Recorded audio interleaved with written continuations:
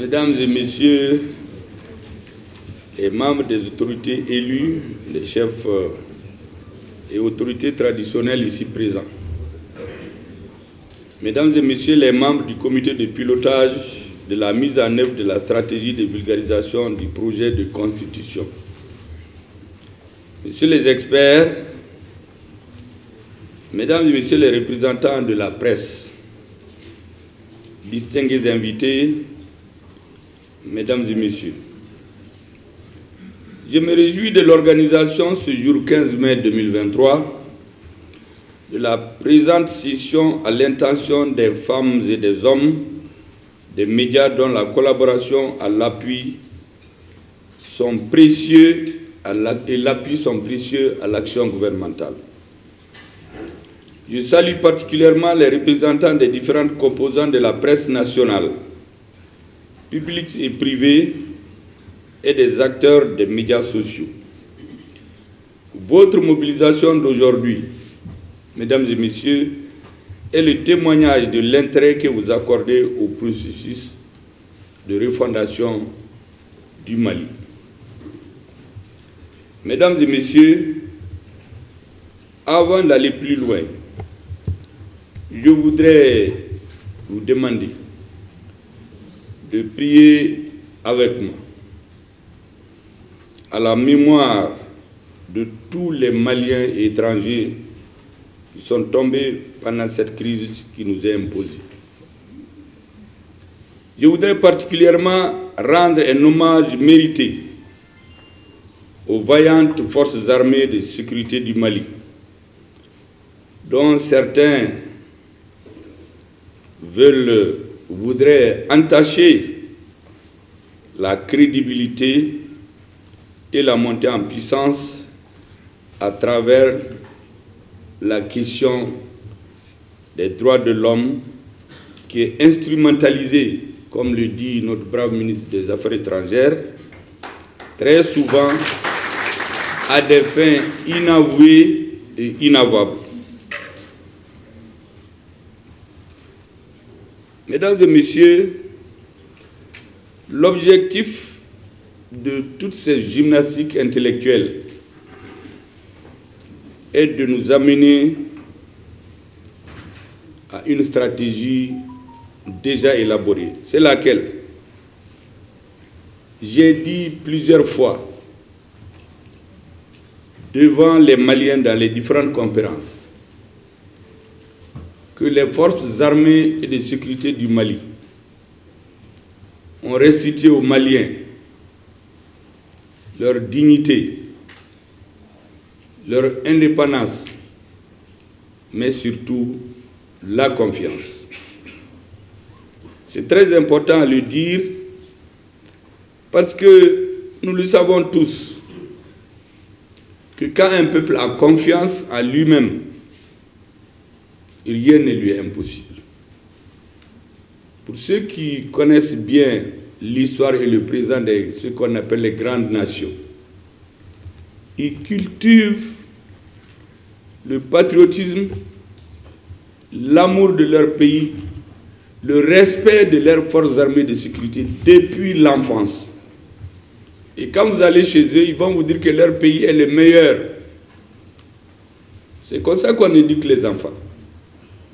Mais les mêmes nous poussent chez nous à dire oui, il n'y a pas de militaires chez les Maliens. Il y a même des hommes politiques dont certains cherchent à diriger le pays. D'autres ont été à des hauts niveaux qui vous disent oui, au Mali, il n'y a pas de militaires.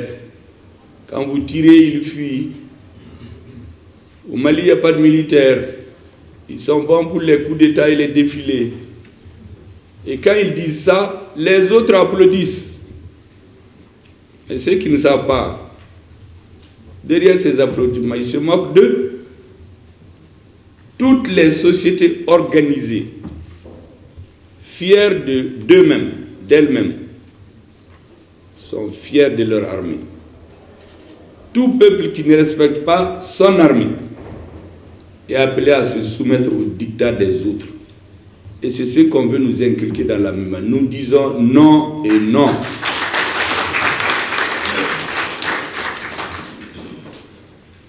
Vous savez,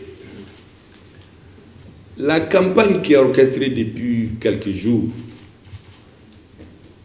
mais notre ministre des Affaires étrangères, le ministre de la Défense, l'ont pressenti. Ils ont donné les coups de poing nécessaires depuis Genève. Tout le monde est tombé KO, on n'a entendu personne parler. Et maintenant, des gens se réveillent à la suite d'un rapport rédigé par quelqu'un qui a été renvoyé d'ici parce qu'instrumentalisé des Maliens. On a vu un dossier qui a été présenté aux Nations Unies par une soi-disant malienne de la société civile que personne n'a vu consulter qui que ce soit. Sauf qu'on a découvert que le montage a été fait dans la banlieue de Bamako. On voyait les indicateurs sur l'écran, mais en vidéoconférence, ils l'ont envoyé et ça a servi de discours à certains. Eh bien, ils veulent le réchauffer. Nous disons non et non. Personne ne va conduire les Maliens à douter de leur armée. Parce que c'est une façon de nous avoir. Nous, nous savons très bien. Oui, il y a eu des civils qui ont été tués à Moura. Mais quand les populations de Moura étaient prises en otage pendant des années, qui a parlé des droits? Quand le gouvernement a envoyé une mission à Moura, on a compté, on a interrogé les populations sur le terrain. On ne peut pas comparer ça à quelqu'un qui vient nous dire qu'il a placé un satellite, qui a filmé je ne sais quoi, qui a interrogé je ne sais qui a été à quel cimetière, et qui vient maintenant, de façon coordonnée, faire tomber le ciel sur la tête des Maliens. Notre tête est suffisamment résistante et nous savons bien lire, nous savons ce qui se cache derrière ça. Il y a quelques années, les Maliens avaient perdu confiance en eux-mêmes. Vous savez, le schéma est très simple. En 1884, on a partagé l'Afrique, on a rasé la tête des Africains à leur absence. L'Afrique a été partagée en zone d'influence. 1884 à Berlin. Maintenant, la technique, il faut la changer. Il faut amener les Africains à douter de leur armée, de leur État, les délégitimer. Comme ça, les populations vont sortir et prier des forces étrangères pour venir les sauver et leur confier leur destin. Les Maliens ne mangent pas à ce râtelier. Je voudrais donc inviter tout le monde, comme nous l'avions fait jusqu'ici, de faire bloc autour de notre armée, de faire bloc autour des chefs militaires chez nous. Ils ne commettent aucune exaction. Nous avons toutes les nationalités dans notre armée. Où étaient ces messieurs lorsqu'on a égorgé des Maliens à Galop? Où étaient ces messieurs lorsqu'en Délimane, plusieurs dizaines de militaires maliens ont été tués? Une base construite par l'étranger, financée par l'étranger, dans laquelle, comme par hasard, on oublie de faire un forage pour donner à boire aux militaires, sachant bien que dans le désert, comme partout, le premier besoin de l'homme, c'est l'eau. Donc les militaires sont obligés de sortir, aller dans les hameaux, chercher de l'eau. De l'eau, on étudie les trajectoires. Un jour, on tombe sur eux au puits, on les élimine, on remplit le véhicule de poudre explosive, on va rentrer dans le camp. Les militaires sont morts. Ceux qui ont survécu ont fait 7 heures de temps à demander une aide. Les avions de ce qu'ils appellent la communauté internationale, c'est comme ça on les appelle, les avions étaient là, les hélicoptères étaient là. Ils disent qu'ils n'ont pas eu d'ordre. Pendant qu'on tuait les gens, l'armée est venue aujourd'hui. Aucun camp ne peut être attaqué pendant des heures sans qu'il y ait de secours par les amis, par disons, les armées maliennes. Et nous n'avons pas besoin de demander la mansuétude de quelqu'un pour sauver nos militaires. On tombe sur des villages entiers, on les rase, femmes et enfants. Où étaient les droits de l'homme en ce moment? Pourquoi il n'y a pas eu un rapport sur ça? Comme si Moura est différent de Ogosago, de Sobanda, de toutes ces villes qui sont totalement rasées. Et qui a été demandé aux populations de Moura? Moi, j'ai les témoignages que j'ai vus à la suite de la mission du gouvernement. C'était des terroristes. Nous avions même pensé ce jour que nous avons capté un des gros terroristes. Il a échappé de justesse. Donc on ne vienne pas nous polluer l'air, dénigrer notre armée, dénigrer les chefs militaires, nous amener à perdre confiance en eux pour aller nous soumettre à quelqu'un d'autre. Notre diplomatie, notre défense, notre force d'armée de sécurité, notre justice continue de donner et donneront jusqu'à preuve du contraire le coup de poing qu'il faut à ses détracteurs, et notre peuple restera uni derrière ses chefs. C'est ce que je voudrais vous dire à vous. Mesdames et messieurs, cette partie, bien sûr, n'était pas écrite par les techniciens. Eux, ils font des bons discours. Technique, je vais passer à la phase technique maintenant que nous avons lu ensemble. Parce que si je leur disais d'écrire, ils n'allaient pas le dire comme je voulais. Maintenant, mesdames et messieurs, comme vous le savez, depuis plus d'une décennie, notre pays est éprouvé par une crise globale et profonde, caractérisée par des événements d'une gravité sans précédent qui ont failli compromettre son existence en tant qu'État-nation. Les raisons multiples, tous les Maliens les connaissent. Sans être exhaustifs, nous pouvons évoquer entre autres les insuffisances de notre système de gouvernance démocratique qui ont été décelées depuis de nombreuses années, l'incapacité de notre modèle économique à promouvoir le développement à la satisfaction de nos citoyens, le délitement ou la désorganisation de notre appareil de défense et de sécurité et leur incapacité à s'adapter aux nouvelles menaces. Et enfin, les incohérences de notre diplomatie. On appelle un de nos ambassadeurs, on lui dit « Excellence, pouvez-vous nous donner votre point de vue ?» L'ambassadeur donne son point de vue. Et voilà des élus qui disent « Mais pourquoi l'ambassadeur parle comme ça ?» Quand on lui demande, il devait dire ce que nous voulons. Il devait lire dans nos yeux. Il n'a pas à décrire ce qu'il y a dans son pays. Par conséquent, il faut qu'il quitte notre pays illico presto. Et on téléphone. On exige que le gouvernement vienne, en tout cas d'après l'avis des Maliens, présenter pardon. L'autre exigence, c'est que cet ambassadeur doit retourner dans l'avion qui a amené le ministre. Il ne va pas attendre. Il retourne dans l'avion. Et puis, l'ambassadeur, le ministre vient présenter ses excuses et on clôt l'affaire. Eh bien, nous avons dit clairement qu'on ne peut pas faire ça au Mali continuellement. Les Maliens ne sont pas d'accord. Ils veulent tout simplement être respectés. Nous ne sommes contre personne. Je pouvais citer à profusion ces genres d'incohérence de notre outil diplomatique.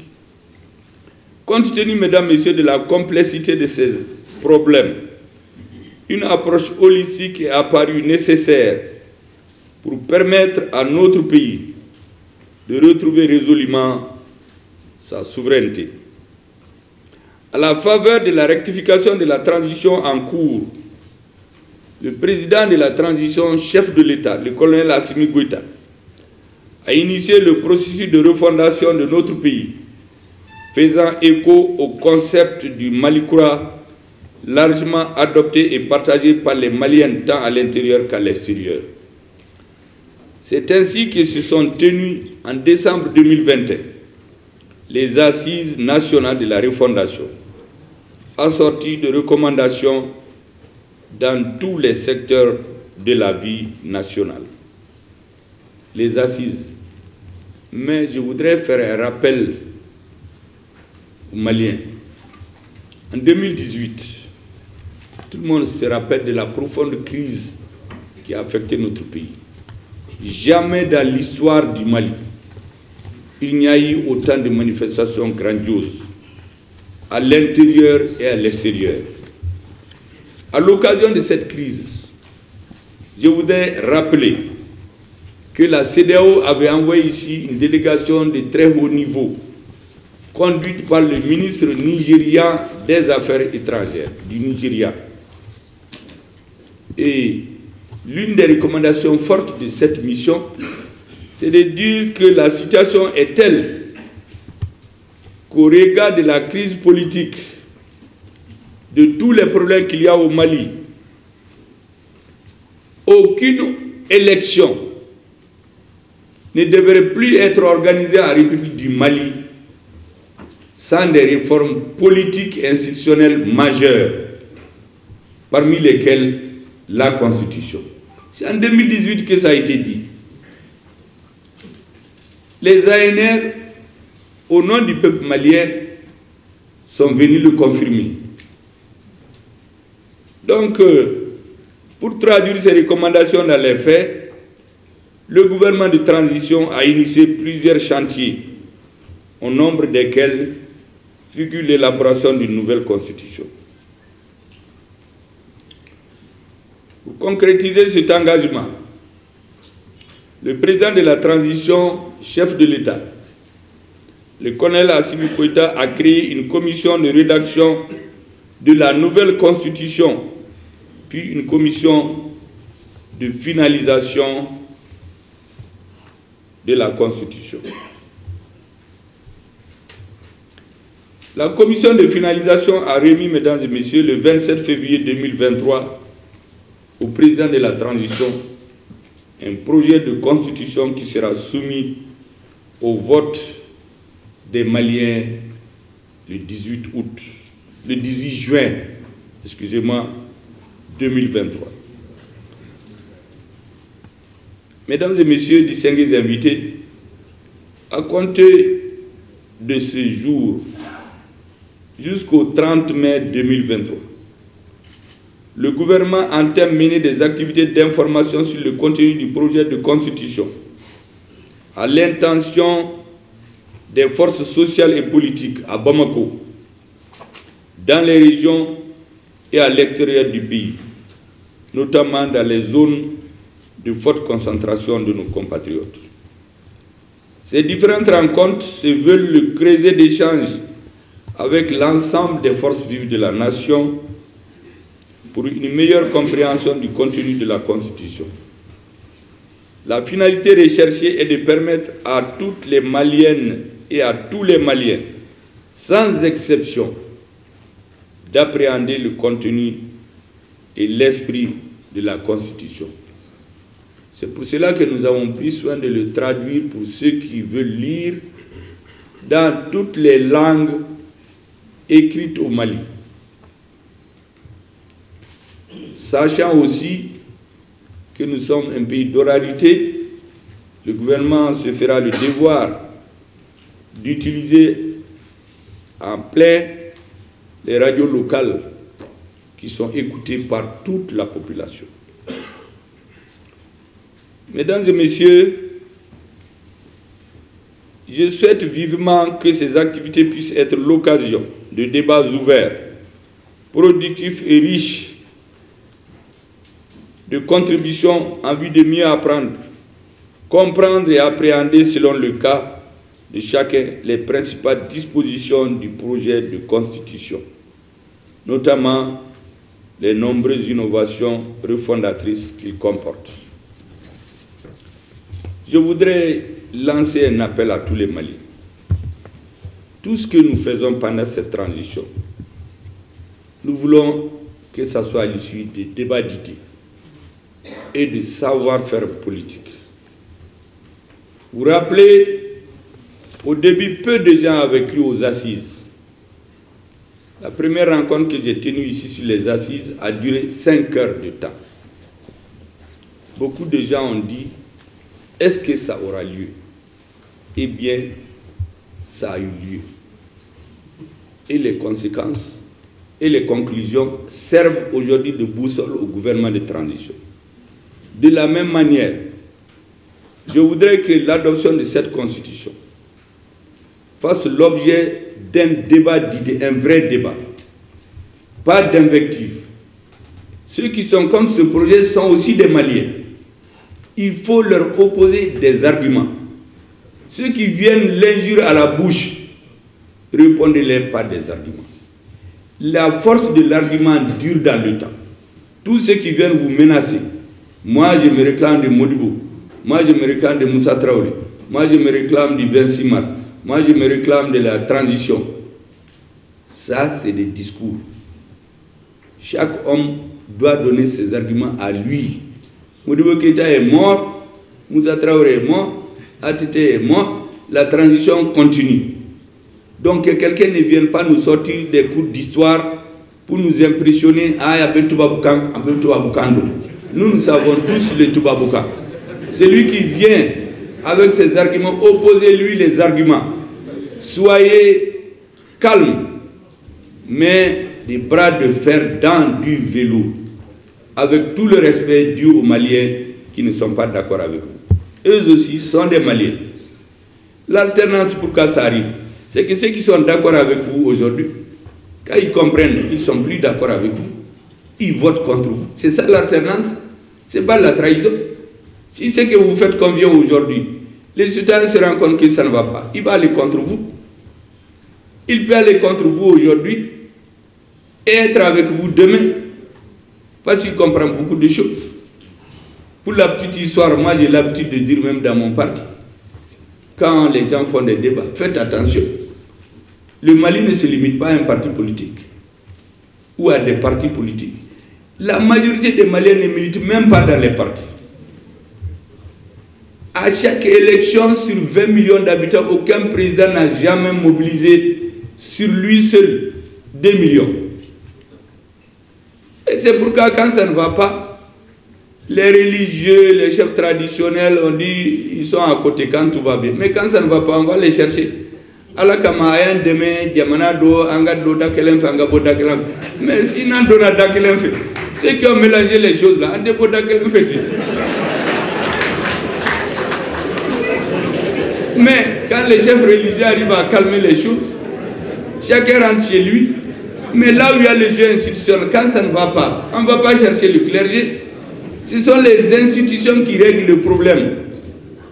Mais chez nous, c'est toujours les griots, les chefs traditionnels, les chefs religieux, tant que ça ne va pas. Mais dès que ça va, les politiques disent c'est leur affaire. Moi, je dis à mes amis, le Mali ne se limite pas aux partis politiques. Et votre président que je suis, les 95% de ses sympathisants aujourd'hui, c'est des gens qui étaient contre lui hier. Mais quand les gens comprennent, ils ont la liberté de suivre qui ils veulent. Donc il faut battre votre campagne avec vos arguments et ne pas venir dire moi je suis du parti du Premier ministre. Ce n'est pas ça le plus important. Qu'est-ce que vous faites dans votre commune? Qu'est-ce que les populations pensent de vous avant de dire votre coloration politique? Donc, il faut respecter ceux qui sont contre cette constitution. Il faut les combattre démocratiquement. Peut-être dans quelques années, c'est eux qui vont avoir raison. Le peuple malien a le droit de changer d'avis. Mais aujourd'hui, il faut qu'on lui propose tous les arguments et qu'il choisisse en connaissance de cause. Tout ce qui va aller dans les invectives, les injures, les insultes, ça c'est des méthodes archaïques. Les vraies méthodes démocratiques, c'est sortir ces arguments et battre l'adversaire, comme le disent les soleils là. Vous le terrassez devant tout le monde, vous l'attachez. Si vous ne pouvez pas faire ça, vous venez seulement le menacer. Ah, je vais le gifler pour qu'on vous prenne le bras et dire, ah, si on ne m'a pas pris le bras là, j'allais le gifler. On n'est pas dans ça. C'est ça vraiment ce que je voulais vous dire. Mesdames et messieurs, je ne saurais terminer mes propos sans adresser les remerciements du gouvernement à tous et à chacun des professionnels des médias pour le développement, le professionnalisme et l'intégrité dont ils font preuve au quotidien pour le développement et l'émergence du Mali. La presse aussi, ce que j'ai dit pour les hommes politiques, voilà. Il y a des journalistes qui ne sont pas d'accord.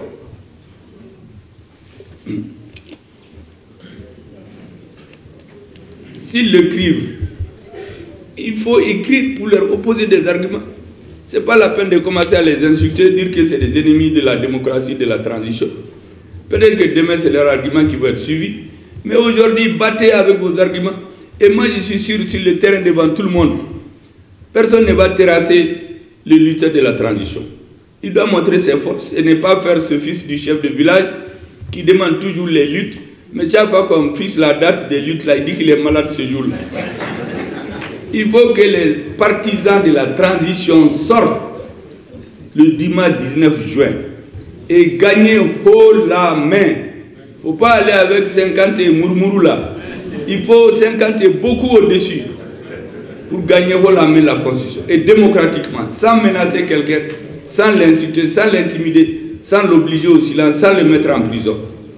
Parce que c'est dont je vous ai, sans le tuer, parce que c'est dont je vous ai parlé là, toutes les constitutions qui ont suivi, d'une façon ou d'une autre, ont vécu ça. Il y a des citoyens qui sont morts, d'autres sont allés en prison, d'autres se sont tués par peur, d'autres... Bon, cette année, il ne faut pas que cela arrive.